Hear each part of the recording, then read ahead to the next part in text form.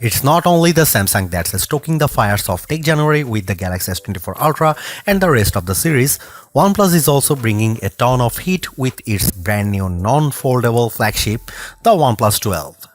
And seemingly the OnePlus 12 is shaping up to be rather serious competition to both the Galaxy S24 Ultra and just about any contemporary flagship out there. With cutting-edge hardware, lovely design and the signature OnePlus attention to detail, it's phone that truly embodies the never settle mantra, which has been around for a decade already. Where did all the time go? We don't know, but if all of OnePlus upcoming devices are so good as the OnePlus 12, we will have fewer and fewer bones to pick. Could it be that the OnePlus 12 might be one of the no-flaw phones of 2024? Surely the potential is there, and historically speaking, OnePlus isn't a company to take a misstep. So let's find out. In 2024, there is one thing conspicuously missing from the sales pitch for the OnePlus 12 AI. And you know what? That's fine, great, even depending on what you want out of your phone. OnePlus flagship phone appears to be sitting out on the mobile tech trend of the year, which is even more obvious on the heels of Samsung's unpacked AI Palooza. The OnePlus 12 isn't chasing the latest cutting-edge thing, it's going back to the basics. And I think it gets them right, at least a lot closer to right than OnePlus has in the last 3 years. You know what's not a hot buzz phrase in mobile tech right now? Battery life. You know what matters a whole lot to people buying a phone? Battery life. OnePlus put in some work here and it shows battery performance is among the best of any major flagship phone I have tested in the past 6 months. Wireless charging, a prerequisite for a flagship phone in 2024, is back after an absence on the OnePlus 11.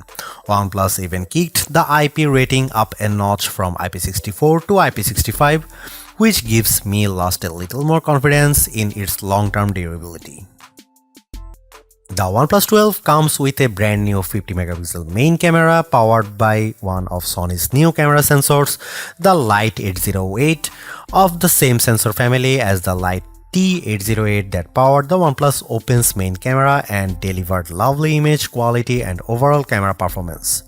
Both these sensors are Sony's latest. However, the OnePlus 12's Light 808 sensor is not stacked, so technically the OnePlus Open remains the better equipped OnePlus phone.